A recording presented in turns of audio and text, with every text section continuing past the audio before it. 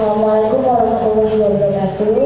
Om Swastiastu, Namo Buddhaya, Salam Sejahtera bagi kita semua.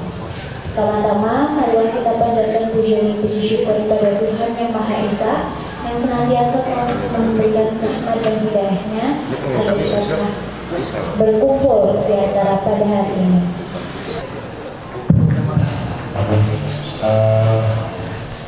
Selamat sore teman-teman. Perkenalkan, nama saya Abi Muli. Saya mohon maaf atas perubahan jadwal yang mendadak ini. Saya ucapkan terima kasih atas kedatangannya. Dan ini adalah peristiwa yang saya dan teman-teman di Komunitas K-19 rasa bersyukur sekali bahwa di bulan ini, di tahun ini, kemudian Yogyakarta Bandar Festival bisa diselenggarakan dengan bertatap muka langsung setelah tahun 2020 dan 2021 kita harus menyelenggarakan acara ini secara live streaming. Dan saya pikir tidak cuma di Jakarta Bandar Festival aja ya, semuanya, bahkan mantenan ulang tahun pun harus live streaming. Terus tiba-tiba di waktu itu semua orang melek teknologi dan merasa kecepatan internet itu memang harus diperhatikan. Jadi internet itu buat apa? Buat berkomunikasi. Itu jawabannya. Ini kami di sini berusaha mensyukuri bagaimana kemudian 2 tahun yang lalu terjadi hal-hal yang tidak pernah kita bayangkan sebelumnya. Mungkin juga pernah terjadi ya di waktu sebelum 100 tahun sebelumnya dan seterusnya. Bagaimana kemudian manusia menghadapi situasi yang sangat asing bagi dirinya. Bagaimana kemudian kemampuan kita untuk beradaptasi, kemampuan kita untuk memahami, kemampuan kita untuk belajar, kemudian mengatasi permasalahan yang belum pernah dihadapi sebelumnya itu jadi berjalan. Kemudian manusia menjadi kita semua menjadi mensyukuri apa yang kita punya. Manusia menjadi merasa tubuh itu menjadi bagian yang penting. Kalau biasanya kita berdosa berdosa sak geleme dhewe dengan tubuh kita. 2 tahun kemarin kita jadi memperhatikan tingkat kolesterol tubuh kita, tingkat bahkan yang paling sederhana. Kita bernafas itu hal yang paling simpel sebenarnya. Hari-hari kemarin kita sangat tidak memperhatikan bagaimana oksigen itu kemudian diterima otak kita, didistribusikan oleh jantung kita ke seluruh tubuh supaya jantung kita berdetak dan darah kita mengalir lancar. Itu sama sekali tidak pernah kita pikirkan dengan sungguh-sungguh. Kemarin itu kita tiap saat ngecek odometer gitu, kadar oksigen yang ada di sampai kota itu berapa banyak. Kita menjadi sangat takut sekali kalau kita sampai membahayakan orang lain atau membahayakan diri kita sendiri. Pun juga dengan teknologi, ketika kita melihat merasa teknologi itu apa gunanya teknologi buat kita, teknologi yang advance yang kemudian sangat canggih dalam hal ini adalah internet. Ternyata teknologi itu yang bisa meskipun tidak sama sekali, tapi bisa memudahkan kita untuk memanusiakan manusia kala itu. Kita bisa ketemu orang lain, kita bisa halal bihalal dengan saudara-saudara kita melalui teknologi itu. Itu yang kami resapi sampai hari ini. Kemudian kita berjumpa, walaupun di perjumpaan kita ini kita masih membutuhkan kewaspadaannya. Apakah perjumpaan ini akan merugikan orang lain? Apakah perjumpaan ini membahayakan orang lain? Kita tetap mengedepankan kewaspadaan itu. Atas refleksi inilah kemudian kami merencanakan untuk menyelenggarakan Yogyakarta Bandar Festival yang berlangsung dari tanggal 18 sampai 21 Agustus dan opening seremoninya akan terjadi di tanggal 19 Agustus 2022. Bagaimana kami mengapresiasi, kami merawat perkembangan dan aktivasi gamelan di dalam komunitasnya masing-masing sampai hari ini. Kami membiarkan segala hal yang terjadi itu tumbuh. Kami hanya mampu merawat supaya itu terjadi dan berkelanjutan. Bagaimana kemudian akar itu tertancap di buminya, di tanahnya, kemudian tumbuh rantingnya membesar menjadi cabangnya menjalar kemana-mana, bahkan dia menyesuaikan di mana matahari itu bersinar, sehingga dia akan berbelok.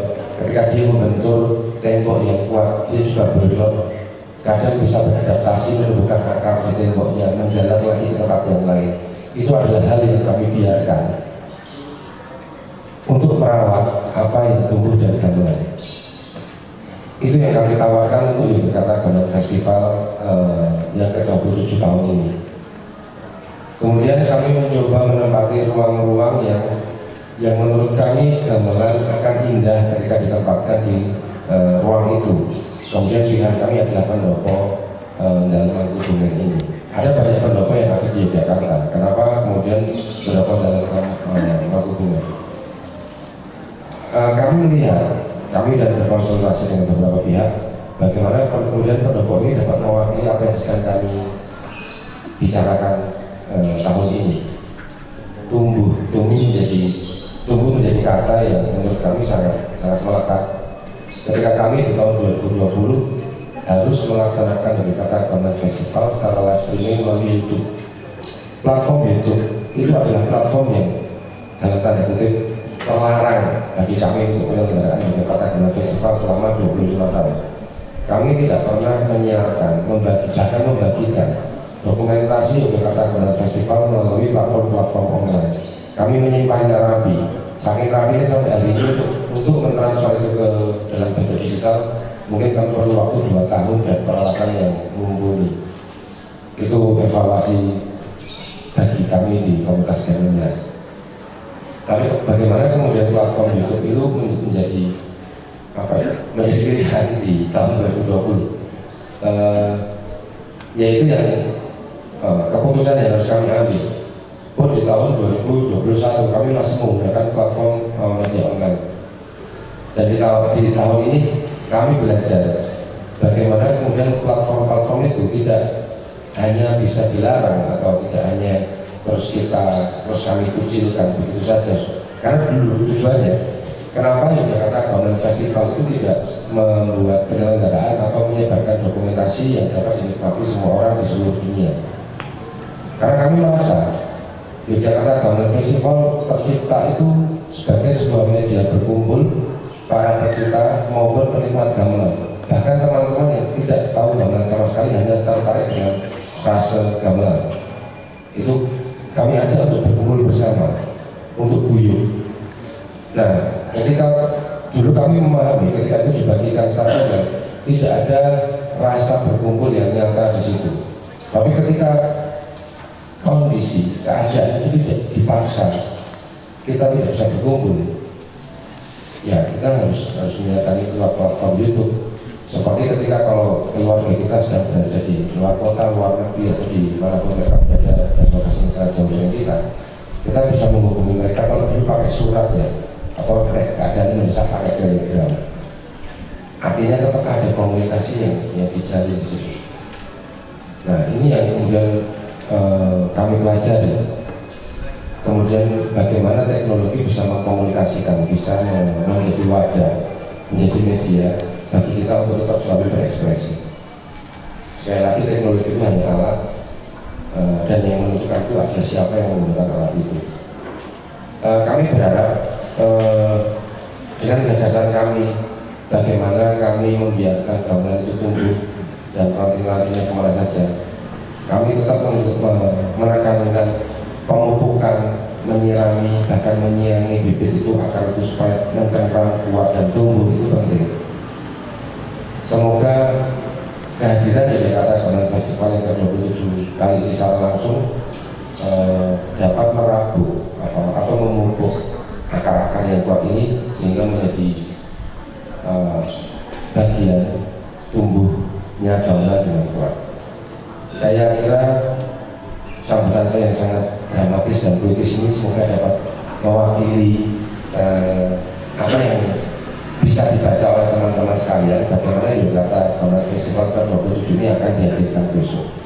Tapi hari ini saya itu masih mengejar keterlibatan dan dukungan dari teman-teman stakeholder dari pemerintahan untuk bisa terlibat di Yogyakarta Gamelan Festival, sehingga sampai jam 4 ini tadi saya masih harus rapat di Dinas Kebudayaan Kota Yogyakarta mencari cara berdiskusi bagaimana supaya pemerintah terlibat di Yogyakarta Gamelan Festival yang ke-27 ini. Nah, ini saya mohon doanya juga, semoga besok saya dapat kabar bagus sebelum tanggal 17 Agustus, sehingga kami bisa dengan bangga menunjukkan dan mengumumkan bahwa pemerintah Kota Yogyakarta terlibat di pagelaran Yogyakarta Gamelan Festival.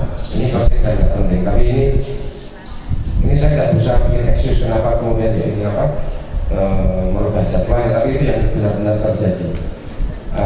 Di satu sisi ada teman-teman dari IVI ketika mendengarkan Yogyakarta Gamelan Festival akan dilaksanakan tanpa saya rapati atau saya parani itu kantornya, mereka menyatakan dukungan untuk Yogyakarta Gamelan Festival.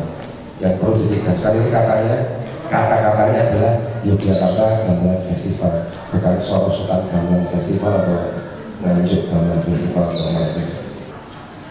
Ada 12 kelompok yang terlibat. Kalau panitianya itu Komunitas 19 ada sekitar 60 sampai 80-an orang. Keterlibatan internasional di Yogyakarta Gamelan Festival ke-27 ini, tahun ini yang datang langsung dari negaranya hanya ada satu, dari Perancis, yang didukung oleh teman-teman dari IVI. Kemudian juga ada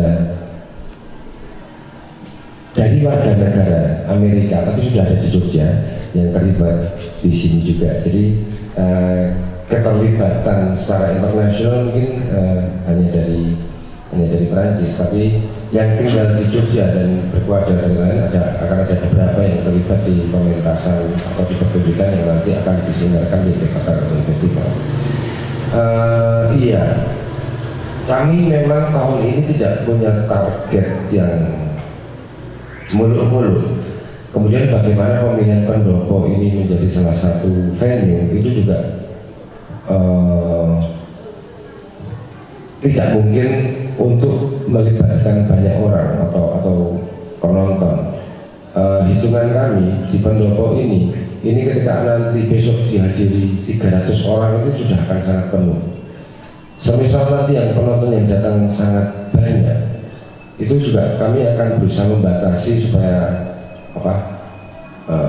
tidak terlalu memenuhi area ini. Ini merupakan bagian dari strategi supaya bisa kami evaluasi untuk penyelenggaraan di Yogyakarta Gamelan Festival ke-28. Sekaligus ini bahasa kerennya ngomong ya, ini test the water dulu, ini akan seperti apa. Selain sajanya ya kira cukup tahun ini, jadi untuk penyelenggaraan yang lebih besar itu kami harus berpikir banyak sekali.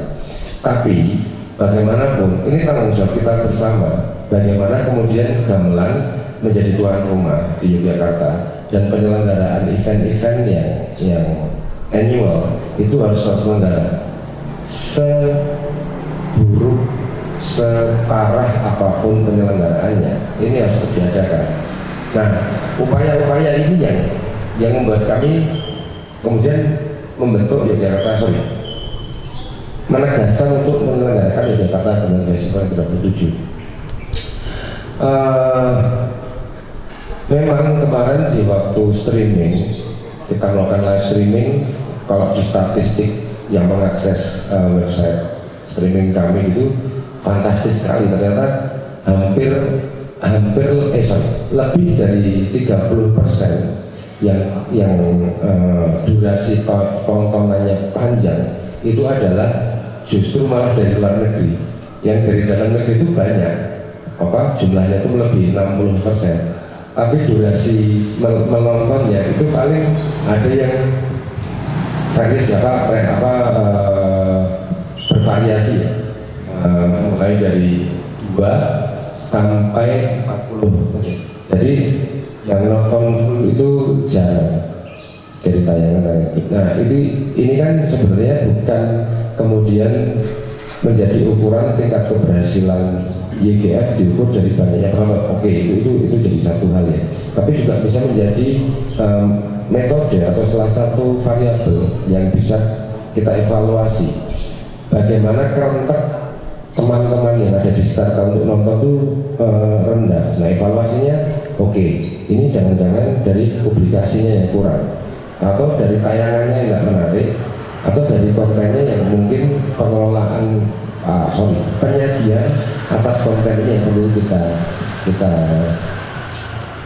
kelola lagi, kita kembangkan sehingga menjadi menarik. Nah ini jadi materi evaluasi kami pun juga yang tahun ini. Semoga dengan apa yang kita rencanakan, yang kita persembahkan ini menarik minat teman-teman untuk kemudian peduli dengan gamelan atau bahkan mengembangkan gamelan, bahkan menjaga tradisi gamelan yang pada pakemnya. Ini yang berusaha kami lakukan. Terima kasih atas pertanyaannya. Mungkin semoga menjawab. Aku melebar, saya jadi dua ide untuk ngomong apa tadi. Mungkin teman-teman yang lain atau mungkin Pak Kisno mau menambahkan. Terima kasih Mas Ari, semoga gamelan selalu tumbuh menjalar dengan kuat dan juga ditunggu kabar baiknya dari stakeholder. Oke, untuk acara selanjutnya yaitu sambutan dari Bapak Dr. Andes Sutrisno MSN, perwakilan dari Permata Simbol salah satu penampil di YGF 27. Pada Bapak Sutrisno dipersilakan. Assalamualaikum warahmatullahi wabarakatuh. Salam sejahtera untuk kita semua. Om Swastiastu, Namo Buddhaya, salam budaya, salam budaya. Saya kaget kok sambutan, tapi nyambut apa ya? Oke, jadi saya sesuai dengan pesan kemarin panitia Mas Yogi dan yang lain itu, saya suruh ngomong tentang Mas Sabto. Jadi bukan sambutan, jadi saya suruh ngomong tentang Mas Sabto Harjo.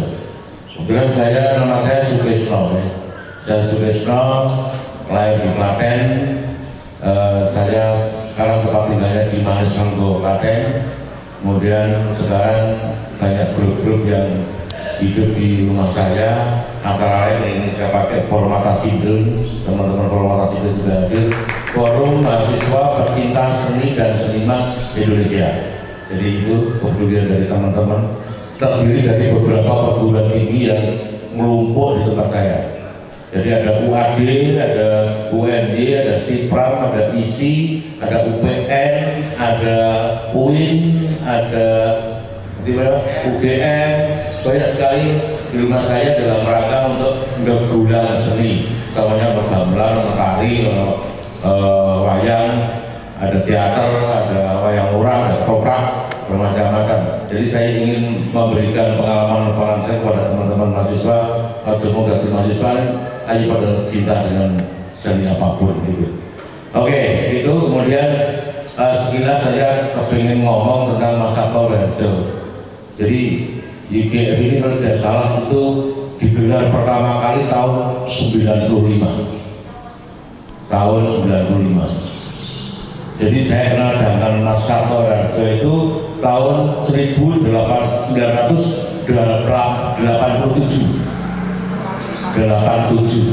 Ketika itu saya nonton wayang Anom Suroto di Balero.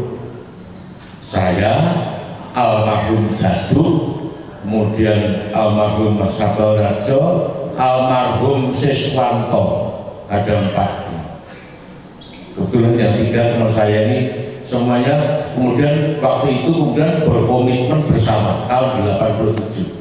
Guys, kowe ngarapo gamelan ngopelno 1. Kemudian Jaduk bilang gini, aku tak ngopeni musik-musik etnis gitu. Kemudian Mas Sabto, oke, aku tak mengembangkan gamelan ke dunia internasional. Disaksikan oleh Siswanto, kemudian saksinya juga sudah tidak ada, tinggal saya yang berpersekutuan tahun 87. Sehingga saya tetap berkomitmen untuk terus meneruskan gamelan dalam bentuk apapun. Jadi gamelan sudah menjadi jiwa saya, otak saya gamelan, perut saya gamelan, mata saya gamelan, semuanya adalah gamelan di badan saya ini. Sehingga ketika itu Mas Sabto Harjo pentas dimanapun saya selalu menunggu komitmen. Mas Jaduk pentas dimanapun saya menunggui. Kemudian ketika saya konser di mana bertiga ini selalu ada karena sudah merupakan komitmen bersama. Dan kemudian sampai Mas Sabto tahun berapa saya lupa itu konser tunggal di Porla Budaya di gedung Mas Porla Budaya itu. Bukan sebelumnya. Itu ada namanya, itu sampai 3 hari 3 malam tak tunggoli Mas Sabto Harjo. Dia konser sendiri debat. Kemudian Mas Sabto itu orangnya tidak pernah mengeluh dan tidak pernah merasa lelah apapun dia lakukan. Sampai kemudian suatu hari saya jalan-jalan dengan Mas Sabto itu di Jalan Kaliurang. Kemudian di situ ada Dream ada minyak itu berhenti sebentar, seges. Kemudian ditutup itu, ini ada itu guys, tang, nemu Mas. Suatu ketika aku bisa mewujudkan, aku kepengen gawe gamelan Dream, gormu masuk aku mau banget gitu kan. Dream itu kan ukuran berapa? Terus saya buat Dream nanti gitu. Itu cita-citanya belum pernah tercapai. Dia pengen konser gamelan Dream. Jadi Dreaminya itu kosong. Dong memang suaranya sangat nyaring. Dong. Itu kalau bisa diwujudkan luar biasa. Tetapi memang membutuhkan spesial besar. Karena membutuhkan pelok saja di luka konopi itu kurang Dream dan spesialnya berapa ya? Tapi saya rasa waktu itu Mas Caka bilang ini, ya rasa butuh kayak gamelan komplit. Kita cari Dream yang kecil-kecil, kita cari Dream yang besar-besar, kita cari Dream yang tanggung-tanggung. Oke, siap. Tapi belum pernah terlaksana sampai sekarang. Sampai Mas Sabto meninggal belum pernah terlaksana itu. Mudah-mudahan teman-teman dari Hidayah bisa menangkap itu. Baru saya ceritakan ini. Kemudian yang selanjutnya ketika Mas Sabto itu punya ide dan gagasan itu selalu ngulir budi. Ngulir budi itu di sini tidur ya ini selalu mikir gitu kan. Pikirannya tetap berjalan. Sesok kudu piye, cara oleh kudu piye. Dan itu sifat-sifat karakterisasi dari Mas Sabto. Sampai IDF sekarang sudah 27 Dwi Sawah 7 Sabto Pandito. Jadi sekarang hubungannya adalah sawah dan guru. Tahun ini IDF sawah dan guru Mas. Sawah adalah penghasil dari makanan manusia supaya manusia bisa memanusiakan manusia. Guru adalah untuk menularkan ilmu kebaikan. Moga diucapkan dulu. Jadi itu adalah sawah dan guru. Karena Pandito itu diidentikan dengan guru. Begitu dari saya tidak terlalu lama karena saya hanya ingin menyampaikan saja bahwa saya sekarang hanya tinggal hidup sendiri tanpa Mas Sabto, tanpa Jaduk. Ini menjadi saksi teman-teman bahwa ini adalah satu komitmen saya selalu mengatasnamakan saya adalah mania gamelan. Jadi apapun yang saya katakan, apapun saya perbuat melalui gamelan. Jadi biarpun saya orang Klaten, Manis Lenggok, Klaten, Jawa Tengah, tapi kalau kita bicara tentang dunia gamelan, kita tidak akan melihat etnis. Kita tidak akan melihat Klaten, Solo, Jawa Tengah, Gunung Kidul, Jawa Timur, Jawa Barat, tidak akan melihat itu. Tapi bagaimana hati kita ini secara hermeneutik tafsir gamelan ini menjadi sebuah kehidupan dan nafas. Itu yang paling penting bagi saya. Jadi saya terima kasih dengan gamelan bisa menghidupi saya. Mudah-mudahan kita semuanya diberikan umur panjang. Berkat gamelan kita selalu mengutamakan nilai-nilai kebaikan dan kebajikan. Begitu, terima kasih. Terima kasih Bapak Sukusno, semoga cerita kisah-kisahnya bisa menginspirasi teman-teman semuanya.